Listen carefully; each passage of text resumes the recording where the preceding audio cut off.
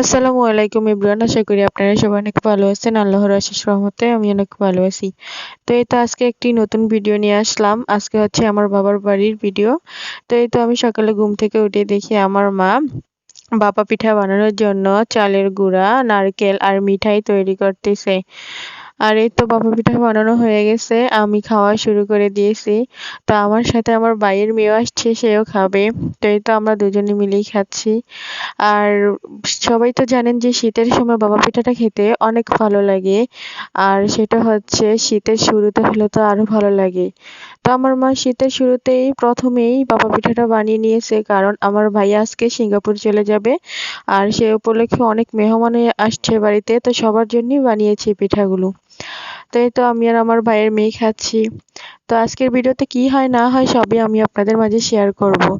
তো এই তো এখানে সকালে আড়ত থেকে আমার ভাইয়া দুই ধরনের বলতে কি অনেক ধরনের মাছ নিয়ে আসছে। এখানে হচ্ছে চিংড়ি মাছগুলো আলাদা করে রেখেছে, আর ওইখানে হচ্ছে শোল মাছ, তারপর হচ্ছে গজার মাছ, তেলাপিয়া, শিং, বিভিন্ন জাতের মাছ আর কি, বিভিন্ন জাতের মাছ ওইখানে রাখা হয়েছে। আর এখানে শুধু চিংড়ি মাছগুলো রাখা হয়েছে।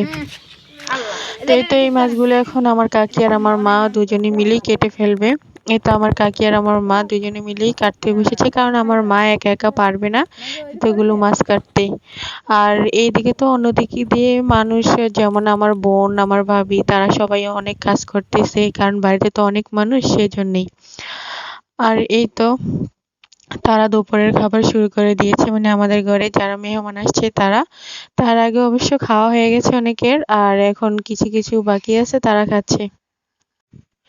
আর এই তো এই রুমে হচ্ছে আমার বোনের মেয়ে, সে ফোন টিপতেছে। আর ওই ঘরে হচ্ছে লাগেজ গুছানো হচ্ছে, কারণ আমার ভাইয়া তো আজকে চলে যাবে, সেজন্য।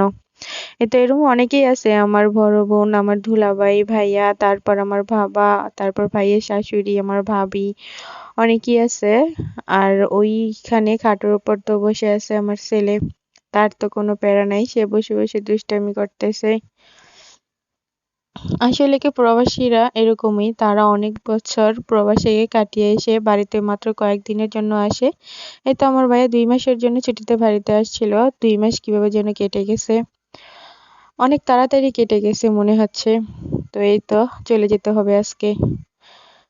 আসলে প্রবাস জীবনটা এরকম অনেক কষ্টের। পরিবারের সুখের জন্য ছেলেরা প্রবাসে থাকতে হয়, অনেক দূরে থাকতে হয়। এই তো চলে যাওয়ার সময় হয়েছে, তো ঘর থেকে বিদায় নিয়ে চলে যাচ্ছে। আর বাড়ির অনেকের কাছেই বলে যাচ্ছে, ঘর থেকেও বের হয়ে গেছে।